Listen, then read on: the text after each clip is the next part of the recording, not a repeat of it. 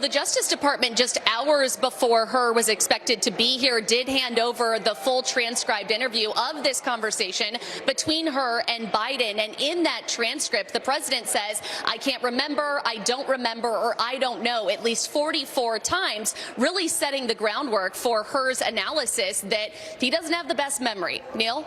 Amazing. All right, Hillary Vaughn, thank you. Ronald Chapman now with us, federal defense attorney. Ron, what do you think comes of this? Well, I think that Donald Trump is going to use this all to his advantage for a jury nullification argument, or maybe even a motion for selective prosecution. It's very clear today that we live in two systems, one in which you're a Democrat and you commit an alleged criminal offense under the Espionage Act and you do not get prosecuted because you don't remember, and another system in which Donald Trump is facing prosecution for the exact same thing. This will not sit well with the American public and certainly an American jury sitting down there in Florida. Some will draw a distinction between the former president and this president, in that Donald Trump had a lot more documents and a lot more shuffling of papers going around there. I don't know what's true, but this notion that there is no comparison, what do you think? Well, judges tell me all the time that that goes to weight, not admissibility, and I have the same thing to say here. Whether or not somebody was more guilty is really irrelevant when it comes down to determining whether or not they should be prosecuted. I think it was McClintock who said earlier that that is a scary thing we're creating in our system of laws, and that's exactly how the Department of Justice should look at it.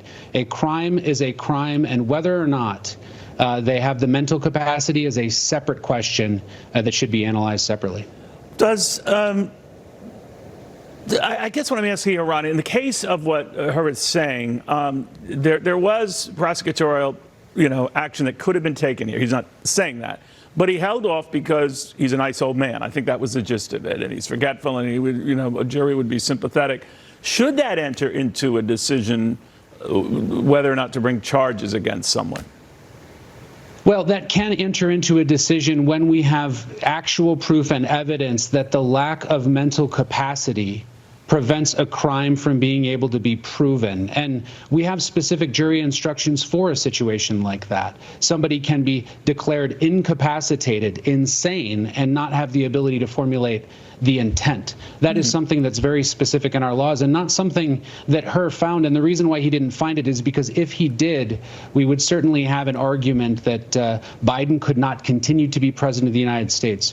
Biden, in saying I don't know many times, is avoiding what's called a perjury trap by saying he doesn't recall. For that to be used as a non-prosecution decision is a very strange move in the Department of Justice. I'm just wondering, if you want to be super cynical about this, maybe the president was feigning this brain lapse or this look like an old man thing, that could be an invaluable defense to say, I'm just a doddering old man, without saying I'm a doddering old man.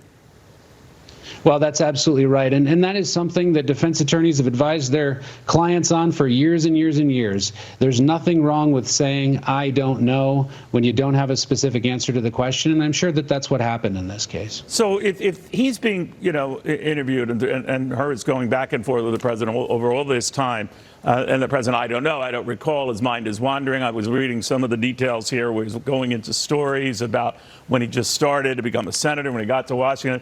And the other guy's listening to all of this. He's saying, boy, this guy is Popeye. He's going all over the map. What does that mean? Well, I mean, it's certainly going to create a sympathetic defendant, somebody who just wants to sit there and tell stories, but it doesn't answer the ultimate question, was there mental capacity to commit a crime? And that is something that is more specifically analyzed under the laws that we have available today. Do you think there was mental capacity to commit a crime from what you've heard and seen? It appears to me that there was. We had receipt of the boxes. We know that he kept them. We knew that some of that information was shared. We have identical fact patterns to other people who were prosecuted by the Department of Justice, and we certainly have the evidence there. I think that this mental capacity issue is really a convenient way to split down the middle. Culpability, but no charges. Fascinating. Ron, learn a lot. Ron Chapman is a federal defense attorney. It sounds like a pretty good one.